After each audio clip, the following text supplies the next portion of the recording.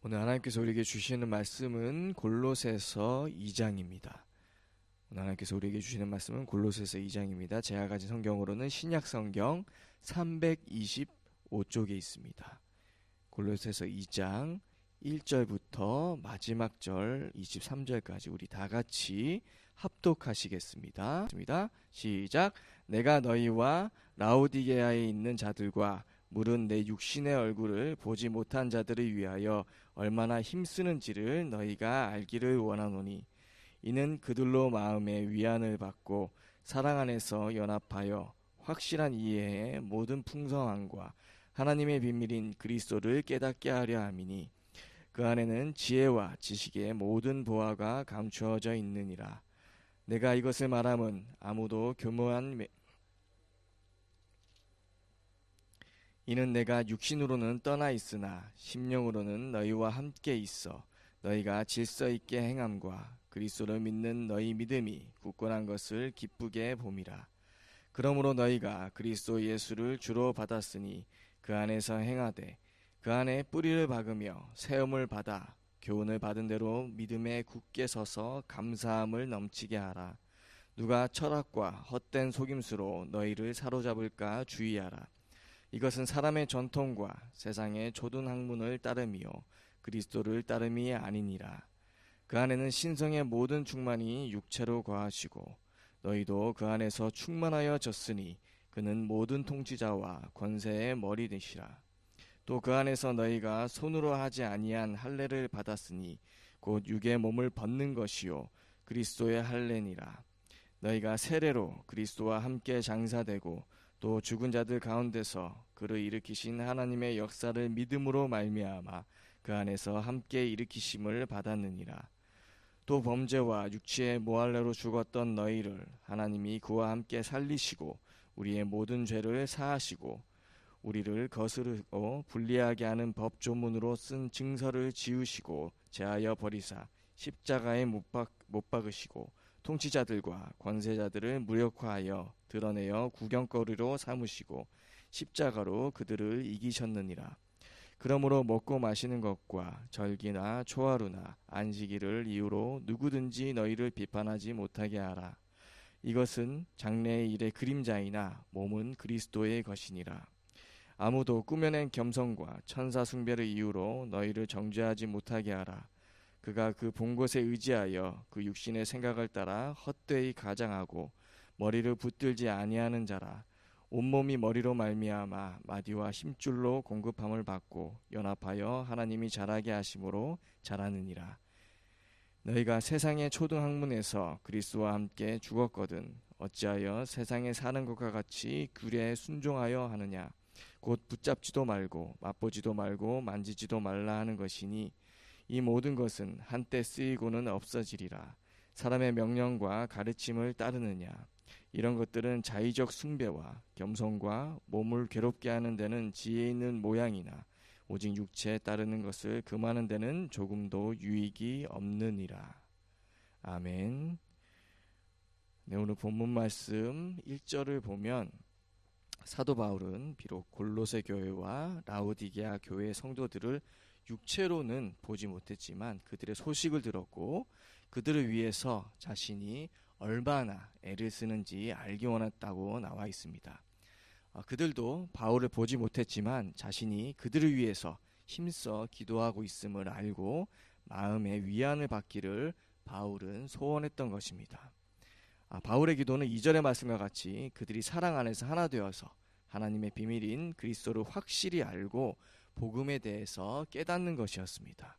왜냐하면 그리스도 안에만 참된 지혜와 지식의 모든 보화가 감추어져 있기 때문입니다. 바울이 이렇게 복음에 대해서 다시 말하는 것은 아무도 교묘한 말로 골로새 교인들을 속이지 못하게 하려는 데 있었습니다.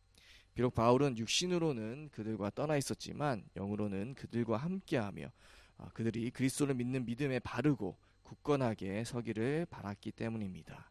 그래서 다시금 바울은 그들이 그리스도 예수를 주로 받았으니 그리스도 안에서 행하며 그 안에 뿌리를 박으며 세움을 받아서 교훈을 받는 대로 믿음에 굳게 서라고 권면하고 있는 것입니다. 특별히 바울은 본문 8절에서 철학이나 헛된 속임수에 잡히지 않도록 주의하라고 골로새 교회 성도들에게 경고의 메시지를 주고 있습니다. 왜냐하면 그런 것들은 사람의 전통이나 세상의 초등 학문을 따르는 것이지 그리스도를 따르는 것이 아니기 때문이라는 것입니다.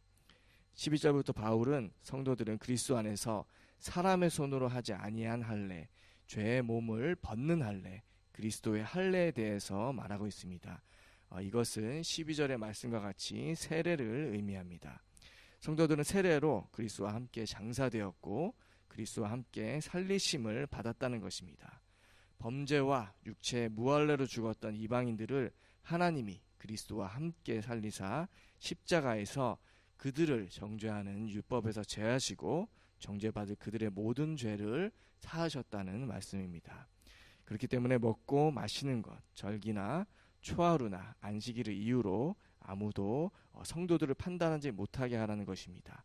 즉 8절에서 말하는 당시 유행했던 철학이나 유대교주의자들의 말하는 금식, 또 안식법, 할례법, 식탁법과 같은 것들로 예수 그리스도를 통해 구원받은 믿음을 왜곡하는 자들의 말에 속지 말라는 것입니다. 바울은 18절에서 그런 자들은 보지 못하는 것을 가지고 육신의 생각을 따라 헛되이 과장하고 머리 대신 그리스도를 붙들지 않는 자들이라고 비판하고 있습니다. 온몸이 머리로 말미암아 마디와 힘줄로 공급함을 받고 연합하듯이 하나님의 교회의 머리이신 그리스도로 말미암아 교회를 자라게 하시는 것이기 때문입니다. 그래서 20절부터 바울은 예수 그리스도를 믿어 구원받은 자들은 세상의 초등 학문으로부터 그리스도와 함께 죽었거늘 어찌하여 세상에 사는 것과 같이 그런 헛된 규례, 즉 사람이 만든 명령과 가르침을 따를 수 있냐고 반문하고 있는 것입니다. 그래서 바울은 오늘 본문 마지막 절에서 그런 것들이 자의적 종교나 거짓 겸손, 몸을 괴롭게 하는 데는 지혜로운 모양으로 나타나지만 육체를 따르는 것을 금하는 데는 아무 유익이 없다고 단언하고 있는 것입니다. 이렇게 당시 골로새 교회 말고도 다른 곳에서도 그 당시 유행하던 철학적 사상이나 이교적인 문화, 이단, 또 유대주의 거짓 교사들의 가르침 등 교묘한 말로 초대교회 내 성도들을 속이고 복음의 근본을 훼손시키는 일이 많이 있었습니다. 여기서 바울이 말하는 것은 몸을 괴롭게 하는 금욕주의에 관한 것이라고 할 수 있습니다. 이런 것들은 사람들이 보기에는 굉장히 종교적이고 경건해 보이고 완전해 보이고 또 영적인 듯 보이지만 복음이 아닌 것으로 복음인 척 속이는 것과 같다는 것입니다. 결국 그리스도의 공로가 아닌 자신의 힘으로 구원받으려 하는 종교와 틀린 것이 없다는 것입니다. 지금도 초대교회 시대와 다를 것 없이 세상의 철학과 초등학문, 또 종교적인 열심, 도덕적 선행 등 보이는 것과 사람의 행위로 복음을 오해하는 일들이 많이 일어납니다. 왜냐하면 인간은 하나님의 형상을 입은 피조물이지만 죄로 인해 하나님과 단절되었고 자신이 하나님과 같이 되려고 선악과를 따먹은 첫 인류의 죄성이 우리의 모든 육체에 남아있기 때문입니다. 유명한 물리학자이자 또 수학자이고 종교 철학자였던 파스칼은 인간 안에는 하나님만으로만 채워줄 수 있는 빈 공간이 있다고 말했습니다. 하지만 많은 사람들은 그 공간을 성공으로 인한 자기 만족이나 종교적인 열심, 또 다른 사람들에게 받는 인정과 사랑으로 채우려고 합니다. 예수 그리스도를 믿는 성도들도 신앙생활을 하면서 이런 오류에 빠질 수 있습니다. 정작 하나님을 위해 살고 헌신한다고 했던 것들이 자신도 모르게 내가 복음을 위해 헌신하고 일한 만큼 또 보이는 일을 이룬 만큼 사람들이 인정해 줘야 하고 또 하나님이 보상해 주시고 축복해 주셔야만 한다고 생각하기 때문입니다. 하지만 그런 자들의 믿음이 아닌 신념은 자신이 이루었다고 생각하는 그런 보이는 행위나 일들이 남들에게 인정받지 못할 때 드러나게 됩니다. 말로는 하나님이 하신 것이라고 하지만 원인이 그리스도를 믿는 믿음으로 말미암은 것이 아니기 때문입니다.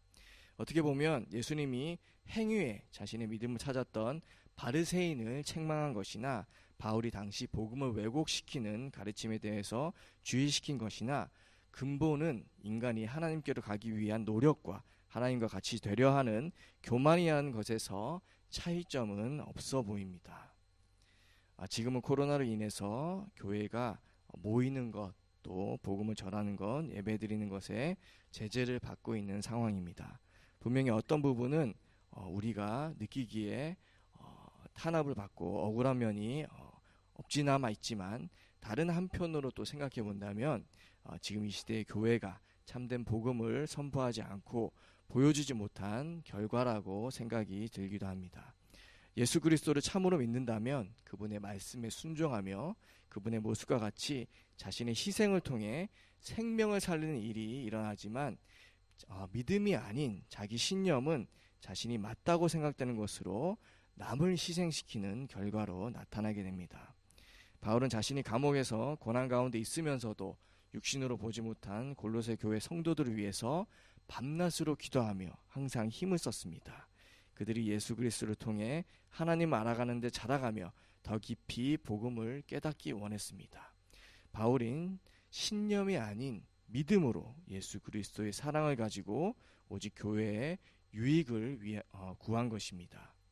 오늘도 주신 말씀을 통해서 종교적인 가르침이나 깨달음, 또 우리의 열심이나 우리의 행위에서 우리의 믿음을 찾는 것이 아니라 오직 예수 그리스도의 십자가의 공로에 의지하는 믿음으로 바울과 같이 다른 사람의 유익을 위해 자신을 희생하며 복음으로 생명 살리는 일에만 우리 인생의 가치를 두고 살아가는 모든 재건부평교회 성도님들 되시기를 간절히 소원드립니다. 기도하겠습니다.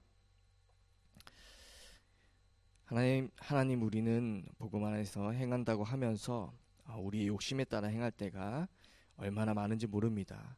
복음에 우리를 맞추는 것이 아니라 복음을 우리에게 맞추어 생명을 살리는 일보다 자신이 인정받고 높은 자리에 올라가고 싶어 할 때가 더 많은 것 같습니다. 바울과 같이 자신이 어떤 상황에 있든지 오직 남의 유익을 위해 복음으로 생명 살리는 일을 위해 자신의 모든 삶을 하나님 앞에 드린 것처럼 우리들도 바른 믿음 안에서 우리를 하나님께서 세워주시옵소서. 그래서 그리스도 안에만 참된 지혜와 지식의 모든 보화가 있음을 깨닫고 하나님의 비밀인 그리스도를 더욱 깊이 깨달아 이 세상을 따라 사는 자가 아니라 이 세상을 복음으로 이기고 변화시키며 살아가는 자들이 되게 하여 주시옵소서. 예수 그리스도의 이름으로 기도드립니다. 아멘. 하늘에 계신 우리 아버지의 이름을 거룩하게 하시며 아버지의 나라가 오게 하시며 아버지의 뜻이 하늘에서와 같이 땅에서도 이루어지게 하소서. 오늘 우리에게 일용할 양식을 주시고 우리가 우리에게 잘못한 사람을 용서하여 준 것 같이 우리 죄를 용서하여 주시고 우리를 시험에 빠지지 않게 하시고 악에서 구하소서. 나라와 권능과 영광이 영원히 아버지의 것입니다. 아멘.